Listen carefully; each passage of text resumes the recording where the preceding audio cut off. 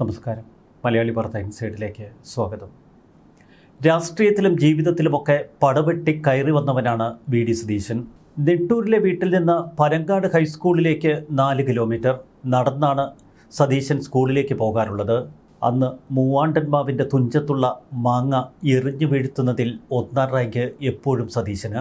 രാഷ്ട്രീയത്തിൽ പക്ഷേ വി.ഡി. സതീശന് ആദ്യ കാലഘട്ടങ്ങളിൽ ഉന്നം പിഴയ്ക്കാത്ത ഏറ് അത്ര വശമായിരുന്നില്ല.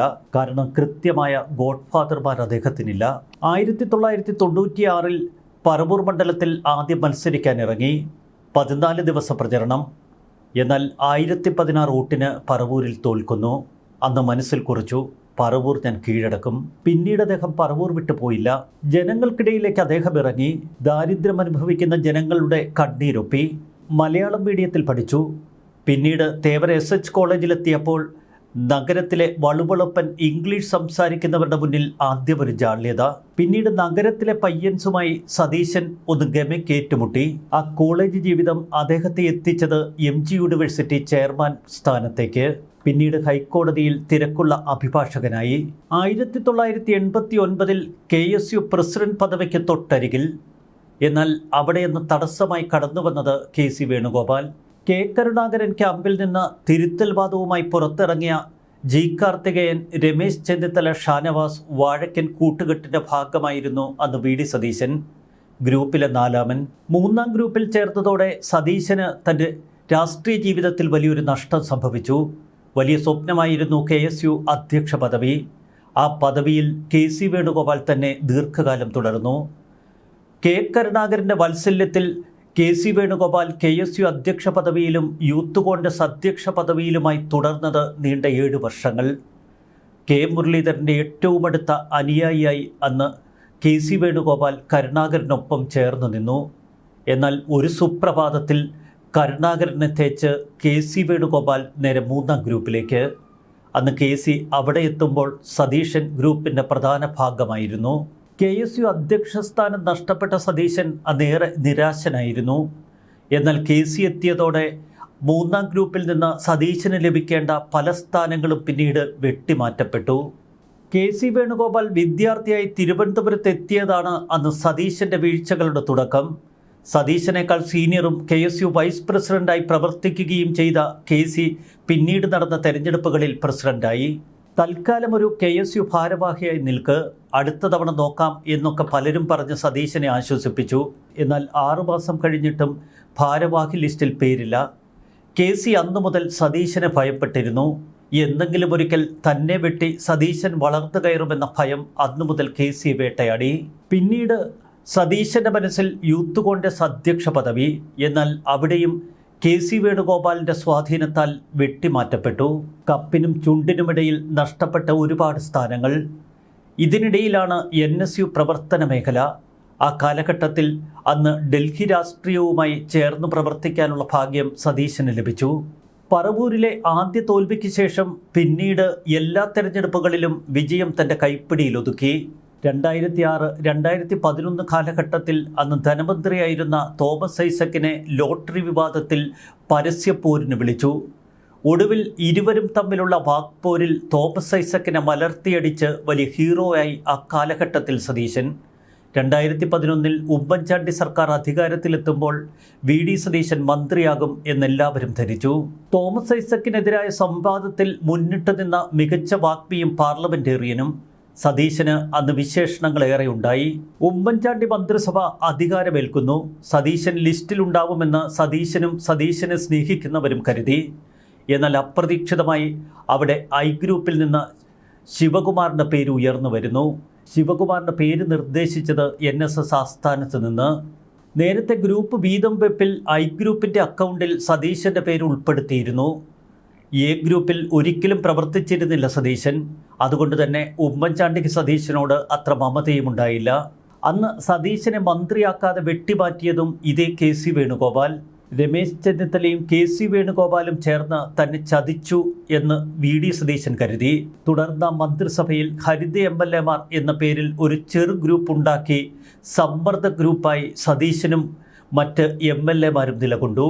എല്ലാറ്റിനുമൊടുവിൽ 2026 നിയമസഭാ തെരഞ്ഞെടുപ്പ് കഴിഞ്ഞ് സതീശൻ മുഖ്യമന്ത്രി കസേരയുടെ തൊട്ടടുത്തെത്തിയപ്പോൾ ഇതാ തനിക്ക് മുന്നിൽ പഴയ രണ്ട് മഹാരഥന്മാർ KC വേണുഗോപാലും രമേശ് ചെന്നിത്തലയും. എന്നാൽ ആത്യന്തിക വിജയം ജനങ്ങളുടെ പിന്തുണയിൽ സതീശൻ നേടിയെടുത്തു.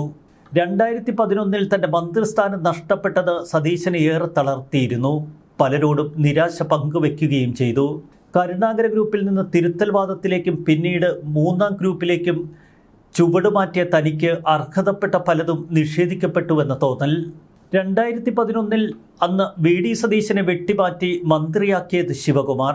എന്നാൽ അതേ ശിവകുമാറിന് 2026 നിയമസഭാ തെരഞ്ഞെടുപ്പിൽ വിജയിച്ചു വരാൻ പോലും കഴിയാതെ വന്നു. അവിടെയാണ് വിധിയുടെ ചില വൈപരീത്യങ്ങൾ. ഒരിക്കൽ പോലും മന്ത്രിയായില്ല. കേരളത്തിലെ പ്രബല സമുദായ സംഘടനകളുടെ പിന്തുണയില്ല. എന്നാൽ ജനങ്ങളെ ഒപ്പം നിർത്തി VD സതീശൻ പൊരുതിക്കയറുന്ന കാഴ്ച അതൊരത്ഭുത കഥയാണ്. കഴിഞ്ഞ 5 വർഷം കേരള നിയമസഭ കണ്ടത് VD സതീശൻ എന്ന പാർലമെന്റേറിയന്റെ തനി സ്വരൂപം. വസ്തുതകൾ നിരത്തി പിണറായി സർക്കാരിനെ വെള്ളം കുടിപ്പിച്ച സതീശൻ ഒടുവിൽ കണക്കുകളും വസ്തുതകളും നിരത്തി ഹൈക്കമാൻഡിനെ വെള്ളം കുടിപ്പിച്ചു. സീനിയോറിറ്റിയുടെ പേരിൽ രമേശ് ചെന്നിത്തലയ്ക്ക് നറുക്കു വീഴും എന്ന ഘട്ടത്തിലെത്തിയപ്പോൾ ജനകീയത മുഖമുദ്രയാക്കി സതീശൻ തന്റെ പോര് തുടർന്നു. ഒരു നാടിനെ ഇളക്കിയ സതീശൻ തന്ത്രങ്ങൾ. KC വേണുഗോപാലിനെ പോലെ രാഹുൽ ഗാന്ധിയുടെ ഏറ്റവും വിശ്വസ്തനായ ഇന്ന് കോൺഗ്രസ് രാഷ്ട്രീയത്തിലെ പ്രബല നേതാവിനെ വെട്ടിക്കയറുകയാണ് VD സതീശൻ.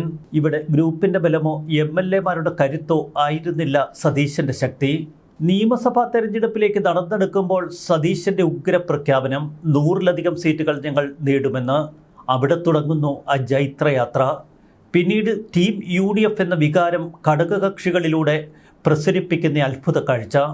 എല്ലാം തകർന്ന് KC വേണുഗോപാൽ മടങ്ങുമ്പോൾ ചിലർ പറയുന്നു AICC പ്രസിഡന്റ് സ്ഥാനം ഇനി KC നേടിയെടുക്കുമെന്ന്.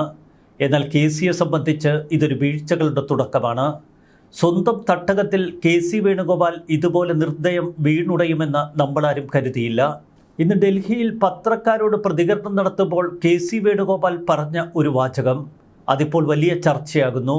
പ്രതികരണം നൽകിയതിനു ശേഷം അദ്ദേഹം പോകാനൊരുങ്ങുമ്പോൾ AICC ജനറൽ സെക്രട്ടറിയായി തുടരുമോ എന്ന് മാധ്യമപ്രവർത്തകർ അദ്ദേഹത്തോട് ചോദിക്കുന്നു. നിങ്ങൾ ആഗ്രഹിക്കുന്നുവെങ്കിൽ അതും കൂടി വേണമെങ്കിൽ താൻ കൊടുക്കാം എന്നാണ് വേണുഗോപാൽ മറുപടി പറഞ്ഞത്. മുഖ്യമന്ത്രി കസേര നഷ്ടപ്പെട്ടതിലെ വലിയ പരിഭവം KCയുടെ വാക്കുകളിലുണ്ട് എന്ന് വ്യക്തം. G കാർത്തികേയൻ എന്ന രാഷ്ട്രീയ ഗുരുവിൻ്റെ തണലിലാണ് സതീശൻ വളർന്നത്. തൻ്റെ മേശപ്പുറത്ത് ഇന്നും G കാർത്തികേയൻ്റെ ഫോട്ടോ അദ്ദേഹം വെച്ചിരിക്കുന്നു. ഒരിക്കൽ പോലും ഒരു മന്ത്രിസ്ഥാനത്തെത്താതെ നേരിട്ട് മുഖ്യമന്ത്രിയായ കഥ. ഇതേ VD സതീശൻ്റെ സത്യപ്രതിജ്ഞാ വേദിയിലേക്ക് തമിഴ്നാട് മുഖ്യമന്ത്രി വിജയ് കൂടി എത്തുമ്പോൾ അത് മറ്റൊരു ചരിത്രപരമായ കൂടിക്കാഴ്ചയും. സതീശൻ മുഖ്യമന്ത്രി പദത്തിലെത്തുമ്പോൾ ഏറ്റവും നിർണായകമായ ചില ഘടകങ്ങളുണ്ട്.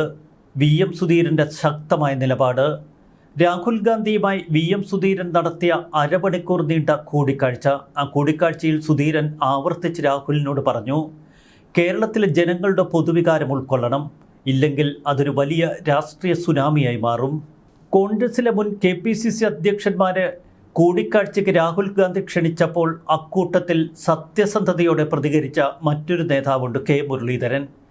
മുരളീധരനും രാഹുലിനോട് പറഞ്ഞു, ഗ്രൗണ്ട് റിയാലിറ്റി മനസ്സിലാക്കി മാത്രമേ തീരുമാനങ്ങൾ എടുക്കാവൂ. താഴെത്തട്ടിലുള്ള പ്രവർത്തകരുടെ വികാരം അവഗണിക്കുന്നത് വൻ തിരിച്ചടിക്ക് കാരണമാകുമെന്ന് മുരളീധരൻ പറഞ്ഞു. തൻ്റെ ജീവിതാനുഭവങ്ങൾ മുൻനിർത്തിയാണ് മുരളീധരൻ്റെ ഇത്തരമൊരു പ്രതികരണമുണ്ടായത്. കോൺഗ്രസ് MLA-മാരിൽ മഹാഭൂരിപക്ഷവും KCയെ പിന്തുണച്ചു. എന്നാൽ ഘടകകക്ഷികളുടെ പിന്തുണ പൂർണ്ണമായി ഉറപ്പിച്ചു നിർത്തുന്നതിൽ സതീശൻ വിജയിച്ചു. രാഷ്ട്രീയത്തിൽ ഗോഡ്ഫാദർമാരല്ല, മറിച്ച് ജനങ്ങളാണ് ഒരാളെ ഏറ്റവും ഉന്നതങ്ങളിലേക്ക് ഉയർത്തിക്കൊണ്ടുവരുന്നത് എന്നതിൻ്റെ നേർസാക്ഷ്യമായി VD സതീശൻ മാറുന്നു. UDFനെ അധികാരത്തിൽ തിരിച്ചെത്തിച്ചില്ല എങ്കിൽ താൻ രാഷ്ട്രീയ വനവാസത്തിന് പോകുമെന്ന സതീശൻ്റെ പ്രഖ്യാപനം ഒരാവേശത്തിന് തട്ടിവിട്ടതാണ്. എങ്കിലും താനത് പാലിക്കുമെന്ന് പിന്നീട് പല അഭിമുഖങ്ങളിലും ഇതേ സതീശൻ ആവർത്തിച്ചിരുന്നു. അധികാരത്തിൻ്റെ കടിഞ്ഞാണ് ഏറ്റെടുത്തുകൊണ്ട് സെക്രട്ടേറിയറ്റിലെ മുഖ്യമന്ത്രിയുടെ ആ കസേരയിലേക്ക് സതീശൻ നടന്നെടുക്കുമ്പോൾ മറുവശത്ത് ഇന്നലകളിൽ കേരളം ഭരിച്ചു മുടിച്ച പിണറായി വിജയൻ സർക്കാരിനെ ഏതൊക്കെ തരത്തിൽ ഇനി പ്രതിക്കൂട്ടിലാക്കും ഈ അഭിനവ പടനായകൻ. സ്വന്തം പാർട്ടിയിൽ മഹാഭൂരിപക്ഷം ആളുകൾ KCയെ പിന്തുണച്ചു എന്ന ഘടകം തന്നെയാണ് സതീശന് മുന്നിലുള്ള ഏറ്റവും വലിയ വെല്ലുവിളി. കാരണം എപ്പോൾ വേണമെങ്കിലും മഹാഭൂരിപക്ഷം തന്നെ പുറത്താക്കാനുള്ള ഒരു പ്രമേയം പോലും കൊണ്ടുവരാം. ദിവസങ്ങൾ നീണ്ട ചർച്ചകൾ, പ്രതിഷേധങ്ങൾ, പോസ്റ്ററുകൾ. ഒടുക്കം കോൺഗ്രസിന്റെ അഖിലേന്ത്യാ നേതൃത്വം വി.ഡി. സതീശന്റെ പേര് പ്രഖ്യാപിക്കുമ്പോൾ മറുവശത്ത് വർഷങ്ങളോളം നീണ്ട കെ.സി. വേണുഗോപാലിന്റെ ആസൂത്രണങ്ങളാണ് പൊളിഞ്ഞടുങ്ങുന്നത്. ഇക്കുറി സ്ഥാനാർത്ഥികളുടെ പട്ടിക തയ്യാറാക്കി ഡൽഹിയിലെത്തിച്ചതിന് പിന്നാലെ കെ.സി. വേണുഗോപാലിന്റെ വെട്ടിനിരത്തലുകൾ. ആ വെട്ടിനിരത്തലുകൾക്ക് മുന്നിൽ സതീശനും രമേശുമൊക്കെ അന്തം വിട്ടുപോയിരുന്നു. കേരളത്തിൽ സതീശനും രമേശുമൊക്കെ പിന്തുണച്ച 17 ആളുകളെയാണ് നിർദ്ദയം ഡൽഹിയിൽ വെച്ച് വെട്ടിമാറ്റിയത്. പകരം തനിക്ക് കൂടുതൽ താല്പര്യമുള്ള കെ.സി. അനുകൂലികളെ കെ.സി. വേണുഗോപാൽ തിരികെ കയറ്റി. ഒടുവിലിത എം.എൽ.എമാരുടെ തലയെണ്ണി താൻ മുഖ്യമന്ത്രിയായി കേരളത്തിലെത്തും എന്ന കണക്കുകൂട്ടലുകൾ അട്ടിമറിക്കപ്പെട്ടത് ജനവികാരം ഉയർത്തെഴുന്നേറ്റപ്പോൾ. ഒടുവിലിത ഉമ്മൻചാണ്ടിക്ക് ശേഷം വി.ഡി. സതീശൻ കോൺഗ്രസിന്റെ മുഖ്യമന്ത്രിയായി കേരളത്തിൽ അധികാരമേൽക്കുന്നു. കോൺഗ്രസിന്റെ പതിവ് രീതികളൊക്കെ അട്ടിമറിച്ചുകൊണ്ടുള്ള ഒരു സുപ്രധാന തീരുമാനമാണ് ഇവിടെ യാഥാർത്ഥ്യമാകുന്നത്. തെരഞ്ഞെടുപ്പ് വിജയിച്ചാൽ എം.എൽ.എമാരുടെ മനസ്സിലിരിപ്പ് നോക്കിയാണ് സാധാരണ കോൺഗ്രസ് മുഖ്യമന്ത്രിയെ നിശ്ചയിക്കാറുള്ളത്. മധ്യപ്രദേശിലും രാജസ്ഥാനിലും കർണാടകയിലുമൊക്കെ കോൺഗ്രസ് അനുവർത്തിച്ച രീതി ഇവിടെയെല്ലാം അട്ടിമറിക്കപ്പെട്ടു. എം.എൽ.എമാരുടെ പിന്തുണ മറികടന്ന് മറ്റൊരു തീരുമാനം സാധാരണഗതിയിൽ എ.ഐ.സി.സി കൈക്കൊള്ളാറില്ല. കേരളത്തിലെ ജനവികാരം നേതൃത്വത്തിൻ്റെ എല്ലാ തീരുമാനങ്ങളെയും അട്ടിമറിക്കാൻ പര്യാപ്തമായി. തുടക്കം മുതൽ കെ.സിയെ കേരളത്തിൻ്റെ മുഖ്യമന്ത്രിയാക്കണമെന്ന് ആഗ്രഹിച്ച രാഹുൽ ഗാന്ധിക്ക് തൻ്റെ തീരുമാനം തിരുത്തേണ്ടി വന്നു. കേരളത്തിൻ്റെ പൊതുവികാരം മനസ്സിലാക്കിയ പ്രിയങ്ക ഗാന്ധിയുടെ ശക്തമായ നിലപാട് തന്നെയാണ് ഈ തിരുത്തലിനാധാരം. ഒപ്പം എ.കെ. ആന്റണിയുടെയും വി.എം. സുധീരൻ്റെയും കടുത്ത നിലപാടുകൾ. രാഹുൽ ഗാന്ധിയുടെ ഫേസ്ബുക്ക് പോസ്റ്റിന് താഴെ വന്ന 1 ലക്ഷത്തിലധികം ആളുകളുടെ കമൻറ്റുകൾ. മറുവശത്ത് കെ.സി. വേണുഗോപാലിൻ്റെയും ഷാഫി പറമ്പിലിൻ്റെയും മാത്യു കുഴൽനാടൻ്റെയും ഒക്കെ ഫേസ്ബുക്ക് പേജുകളിൽ വരുന്ന കമൻറ്റുകൾ. ഇതൊക്കെ പൊതുവികാരമായി കാണണം എന്ന് എ.ഐ.സി.സി തിരിച്ചറിഞ്ഞു. അതുകൊണ്ടാണ് കേരളത്തിലെ ജനം ഇപ്പോൾ ആർപ്പ് വിളിക്കുന്നത്. ഹൈക്കമാൻഡിനെ ജനം തിരുത്തി. ജനവികാരത്തോട് യോജിച്ചു പോവുകയല്ലാതെ മറ്റു വഴികളില്ല എന്ന് കോൺഗ്രസ് നേതൃത്വവും തിരിച്ചറിഞ്ഞു. ഏറ്റവും പ്രധാനപ്പെട്ടത് കെ.സി. വേണുഗോപാലിനെ ഇങ്ങോട്ടേക്ക് കെട്ടിയിറക്കിയാൽ 6 മാസത്തിനുള്ളിൽ നടക്കുന്ന ഉപതെരഞ്ഞെടുപ്പിൽ കെ.സി. തോറ്റമ്പും എന്ന പേടി. എം.എൽ.എമാരുടെയും ഘടകകക്ഷികളുടെയും ഒക്കെ അഭിപ്രായം തേടിയതിന് പിന്നാലെ മുതിർന്ന കോൺഗ്രസ് നേതാക്കളെ ഡൽഹിയിലേക്ക് വിളിപ്പിച്ചു. ഈ കൂടിക്കാഴ്ചയിലും കെ.സിക്ക് തന്നെയായിരുന്നു മുതിർന്ന നേതാക്കളുടെ ഭൂരിപക്ഷ പിന്തുണ. എന്നാൽ അവരുമായുള്ള കൂടിക്കാഴ്ചയിൽ പോലും കേരളത്തിൻ്റെ പൊതുവികാരം അളന്നെടുക്കാൻ രാഹുൽ ഗാന്ധിക്ക് കഴിഞ്ഞു.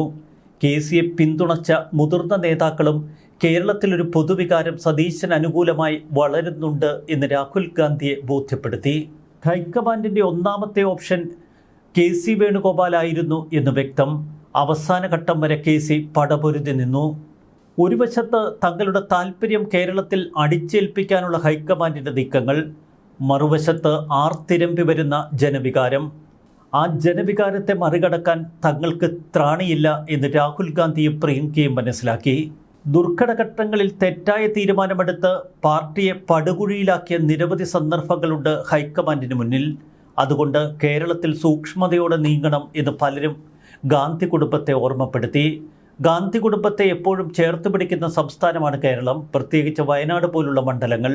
വയനാട്ടിലേക്ക് നിങ്ങൾ തിരിഞ്ഞു നോക്കേണ്ട എന്ന മുസ്ലിം ലീഗിൻ്റെ ഭീഷണിക്ക് മുന്നിൽ ഒടുവിൽ ഹൈക്കമാൻഡ് വീണു. സംസ്ഥാന മുഖ്യമന്ത്രിയായി വി.ഡി. സതീശൻ്റെ സത്യപ്രതിജ്ഞ തിങ്കളാഴ്ചയെന്ന് കോൺഗ്രസ് വൃത്തങ്ങൾ പറയുന്നു. സെൻട്രൽ സ്റ്റേഡിയത്തിലായിരിക്കും സത്യപ്രതിജ്ഞ. സതീശനൊപ്പം ഘടകകക്ഷി നേതാക്കളും സത്യപ്രതിജ്ഞ ചെയ്ത് അധികാരമേൽക്കും. മറ്റ് മന്ത്രിമാരുടെ സത്യപ്രതിജ്ഞ പിന്നീട്. സത്യപ്രതിജ്ഞയിൽ പങ്കെടുക്കാൻ ലോക്സഭാ പ്രതിപക്ഷ നേതാവ് രാഹുൽ ഗാന്ധി, പ്രിയങ്ക ഗാന്ധി, കോൺഗ്രസ് അധ്യക്ഷൻ മല്ലികാർജ്ജുൻ ഖാർഗെ എന്നിവരൊക്കെ എത്തും. കോൺഗ്രസ് ഭരിക്കുന്ന സംസ്ഥാനങ്ങളിലെ മുഖ്യമന്ത്രിമാരും തമിഴ്നാട് മുഖ്യമന്ത്രി വിജയിയും സെൻട്രൽ സ്റ്റേഡിയത്തിലെത്തും. ഉമ്മൻചാണ്ടിയെപ്പോലെ ആൾക്കൂട്ടത്തിൻ്റെ ആളല്ല വി.ഡി. സതീശൻ. നിലപാടുകളുടെ രാജകുമാരനാണ്. കെ. സുധാകരനെ പോലെ കണ്ണും പൂട്ടി ആവേശത്തിരയിളക്കം കാട്ടുന്ന ഒരു രാഷ്ട്രീയ നേതാവുമല്ല. കണക്കുകൂട്ടി കുശാഗ്രബുദ്ധിയോടെ അമ്പെയ്യുന്ന ഒരു വിദഗ്ധൻ. ഓരോ വിഷയവും പഠിച്ച് കണക്കുകൾ നിരത്തി വസ്തുതകളുടെ അടിസ്ഥാനത്തിൽ സംസാരിക്കാനാണ് സതീശന് ഇഷ്ടം. സതീശനെ ചിലർ ലീഡർ എന്നിപ്പോൾ അഭിസംബോധന ചെയ്യുന്നു. എന്നാൽ അത്രയ്ക്കൊന്നുമായിട്ടില്ല എന്ന വിനയാന്വിതമായ മറുപടി. വായനയും കാടും യാത്രകളുമൊക്കെ ഇഷ്ടപ്പെടുന്ന ഒരു സാധാരണക്കാരൻ. ഇവിടെ രാഹുൽ ഗാന്ധിയും ഖാർഗെയും രമേശിനെയും KC വേണുഗോപാലിനെയും സതീശനെയും അന്ന് ഡൽഹിയിലേക്ക് വിളിപ്പിച്ചു വരുത്തി ഒരു കൂടിക്കാഴ്ച ഒരുക്കിയ വേളയിൽ സതീശൻ അന്ന് രാഹുൽ ഗാന്ധിയുടെ മുന്നിൽ കണക്കുകളും വസ്തുതകളും നിരത്തി 1 മണിക്കൂർ നീണ്ട വിശദമായ ഒരു പ്രസംഗമാണെന്ന് കാഴ്ചവെച്ചത്. വസ്തുതകൾ ഒന്നൊന്നായി ചൂണ്ടിക്കാട്ടി രാഹുൽ ഗാന്ധിയെ അന്ന് അക്ഷരാർത്ഥത്തിൽ VD സതീശൻ കീഴ്പ്പെടുത്തി കളഞ്ഞു. അതുതന്നെയാണ് സതീശ വിജയത്തിൻ്റെ മന്ത്രവും. ന്യൂസ് ഡെസ്ക് മലയാളി വാർത്ത ഇൻസൈഡ്.